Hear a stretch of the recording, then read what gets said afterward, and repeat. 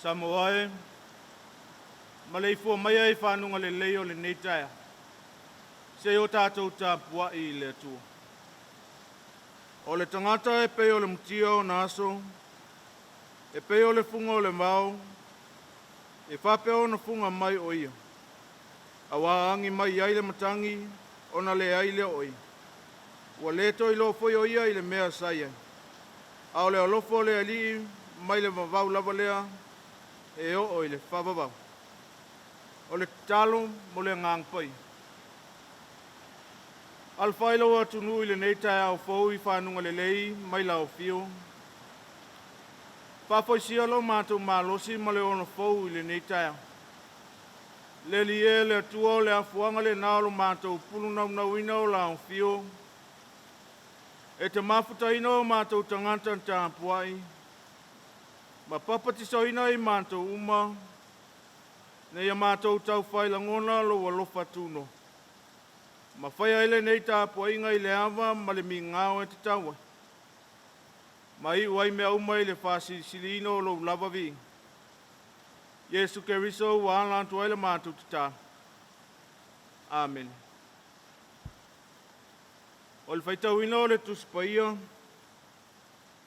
tusi whiwhilia mo tātou tusai ma le whasinonga le tusi whaitau aso. O mō maile le whenga inga fōu. E vangalia na whamawina e luka lo mta upo e lua sifu maltasi.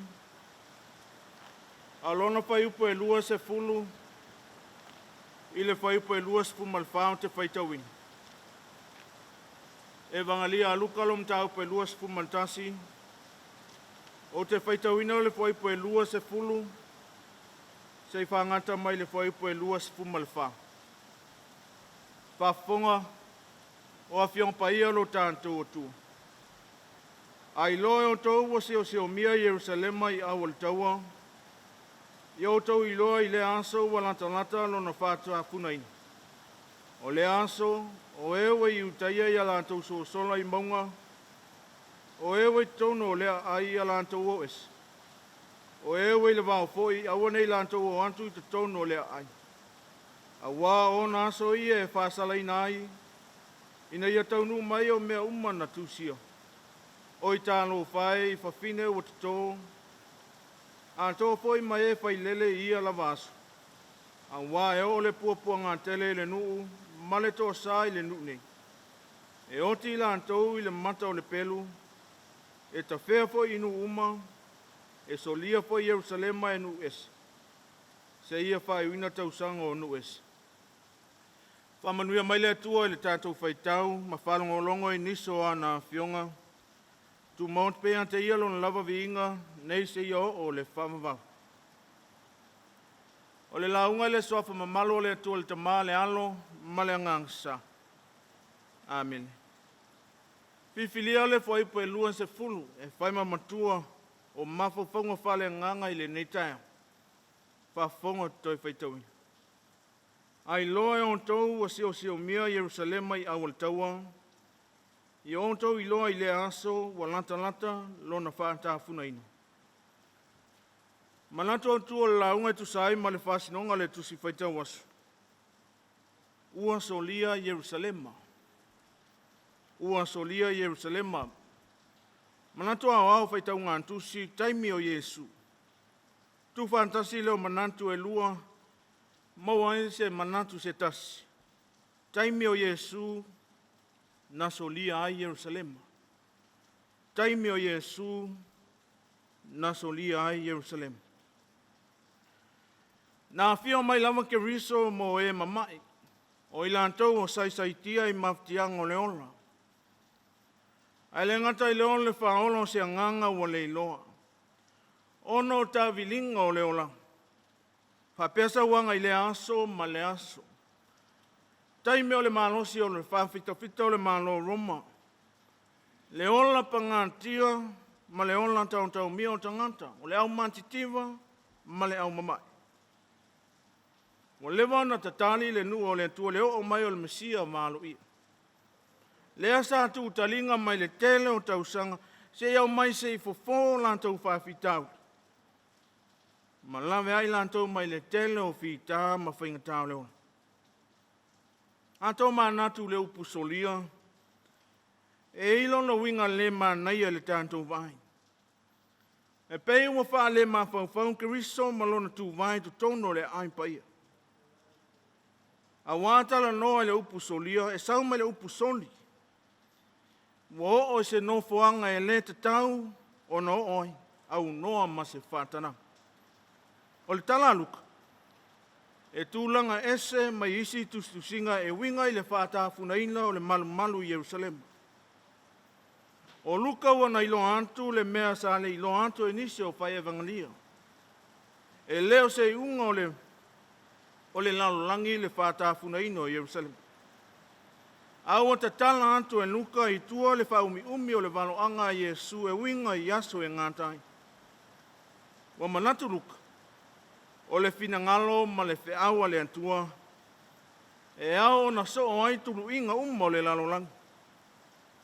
E uila o na tutupu pēa taua ma le feita ngai nei o na po. Aolo maulunga pēa le alofa o le antua i lana fuanfua. Nolo o le solia e Yesu o Jerusalema. Se i tau atu i tangata Jerusalema le whiaua le salamo ma fuli tua le leanga o fai. E le ngata ua whamatana iai le taimi ma le aso. E pe whape i fo linga o le olo palaino o Jerusalem. Lea ua tau whai iu le ngaluenga tā lai e keriso i totono o Jerusalem. Whai u lava i le olo palaino o le malu ma le ai. Pai mai le tala whasol pito o Jerusalem. Sa ingoa mua i a Salema. Mai tele o nei ngoa sa iai. O lo whamauina le whenga ingtuai. Sa iai foi ona olo. E pui o ia mai le sātia ngofia e ona fin. Sa iai foi lona pā na atia e ina e Solomon. Na si o mia ai lona ai. Ana ilonga foi le taimi na olo pala ina ai Jerusalema.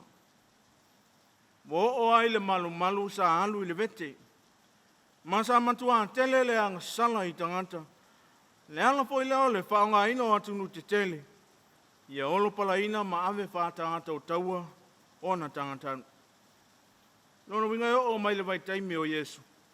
E moni na toe fausia e rota le malumana. Ai olo na anu fale a toa ma le roto o tangata. Ua mantua ma sofa ma fale anga inga e le anga sa. O le o mai lao ke riso se toe fono le olo o tangata. Le aua fatu ma le moina e le anga sa. Ua ala ngā te tau fo i ma le whanta tau a le fo mai o luka. O ana tusinga e ave hala na wha mamafa i tangata pangatia ma tangata an tau mia. Le tangata ua masofa ona o le angsa. Se mea manu le vave mai o le li o Yesu. Ua lave ai le to tele o angang. Pei tu fesili le mawhau ai se awa soli ai e Yesu Jerusalem. A le ua manino mata o le vai.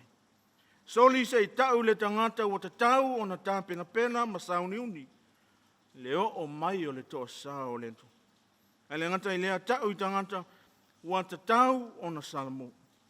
Alu ese mai le anga sala, ma le fia i mea vai ma le lalulangi mo na tu inano.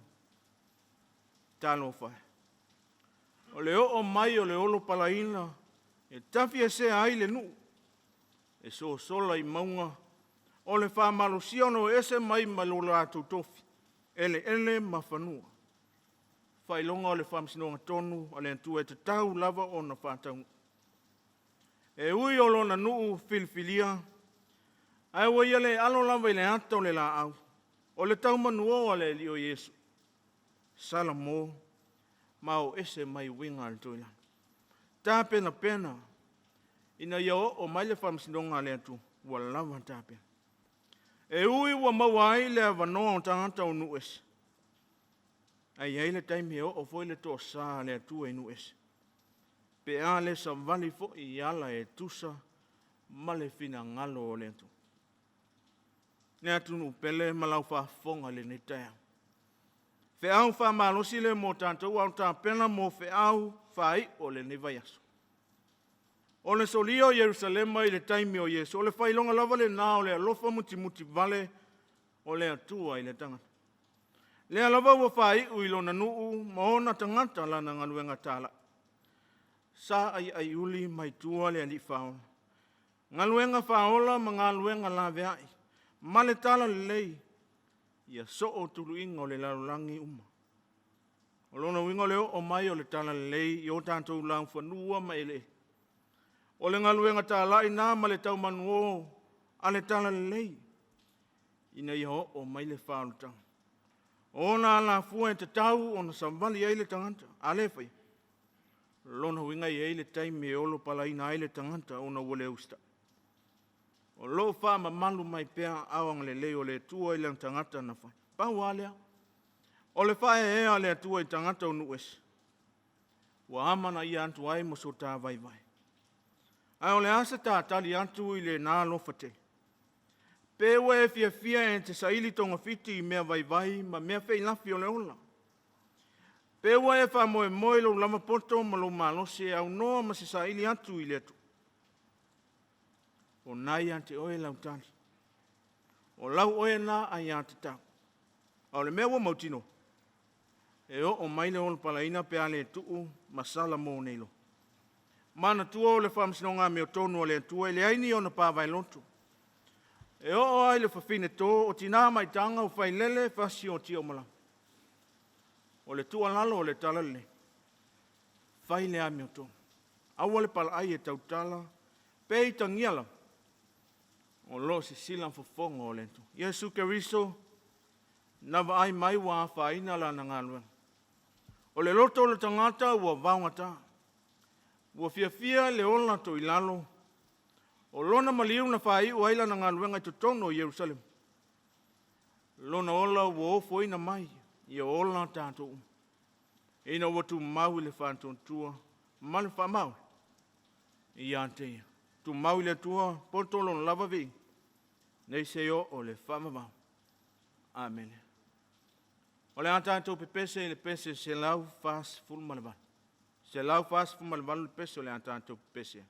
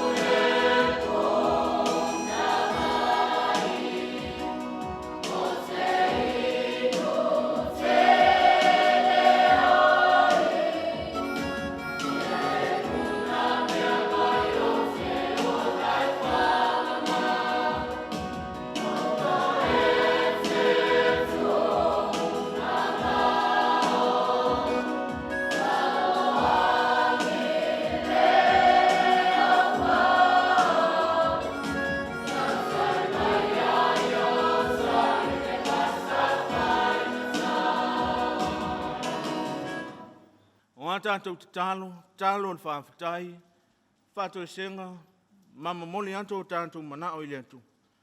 Whātasi ai ma le te talo whamanuia. Seo tātou ifo ma te talo ile atu.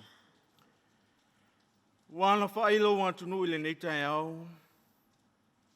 Ina ua pule alofa lao fio o malutia ai le soifua ma le ola o tangata. Ile poni sa ma ona whaingta, o sa ili malosi mo le isi aso. O le neu oso ai le la, ma ua manto iai fantasi le nei Taeao. E momoli atu le viinga e whaafitai alo olofa ua tele na ua mo manto. Whaafitai wale a whia lava le nei atunu i mala ma pua ngā. E peo na manto wa aia i lungo televise ma upenga ta whailang. Whaafitai au mea lofa e ala ese mai o tā leni o anga waa wa mawhai eo na whaia le whaivo le tautua o utangata. E le ngata o totono le malo nuu a inga whaapea we kalesi. Whaafitai wo wha ma e ina le lava i aso i on whiau matiute. Le usua e o utangata, le uta ma le tai, o le tangata fo i malana sa antia vi ia lava la o fio tama. Whamanuina lo suafa pa ia, ono ngaluenga whaatino i le atina ino lo wātunu, o lo solo le lei lava mea umai lo wangale. E ui fo ina wale mawale mautono o tangata, ono na taitai. Ai whaafitai o lo maua peana to file mu ma le nofo le lei. Via la fio no le ola ma le malosi, o le loto tele ma lo to file mu. Mo taunga le mu ai me uma. O au mea alofa e ala ia ua fiong pai. E whātonu tonu mai i o mātua.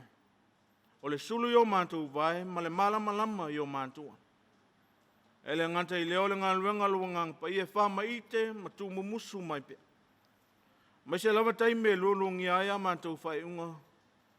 Ma wale mawai le mauto. Al whaftai sili o le whaontanga na sauni e lo alpele e ala ilo soifua antontoa. No foi na mai a wale wha mangaloino mātu se mangsa. Tu maut pe lau fio le viinga o le wha manuma le wha netanga. Nei o le wha mamau lo. Ai panga lea le ie. O lo atunu o se atunu e tumu le angsala. O le aise alofa. O le atangi ai fo linga alofa o lau. O tele lo mātu tusi lima ma o le aise lo to mawalalo. Ua whasau sili o mātou manatu, ua waai mawalalo i le isi uso antangata. Ua mātou tata. Ui mangalo i mātou uma i le totu tā ua keriso, na malingi i lungo le Santauro. Ta pena mai alau fion se lonto fau, molo watunu. Ine yo mātou tau whaila ngona le tā ua o le whalutanga na saunia Yesu keriso. Mai anga vaa pea mātou e matu le vi inga i naufi. Leli e sila lofa mai ai le fonga lo watunu o le ni Taeao. Se e lofa ma whamanuia. Mai lava i ona taitai, whale malo taitai o e kāne si o nu o ainga. Se i o lava i o tangatanu. Ia pūlea i le tonu ma le sao. Ine ia mawale nofo le lei o tangata. Talo si alo na lau ele o le waumatua ma lo na ngātai whale. Anga le lei o nā tina. O ani whawhita uli o fofo mai leli mātu tata. Tau whama mau ina lea. Te tāno pēr ia mawale nofu le lei ma le tofi le mu i au tangata. Anga le lei le au mātutua o le au mamai ma ilantou ua maua i pōpua ngāo leo. Leli o lau fio e la veai lo mātua. Ta ampelo watunu le nei aso o le tangata maana whātatau. O lau fio e tau nuu ai mea umma ma le manuia. Mātou te talo mo le nei lalo langi mo na whawhita auli. Le sawa aina o tangata kerisiano ma wale utu le toto masa.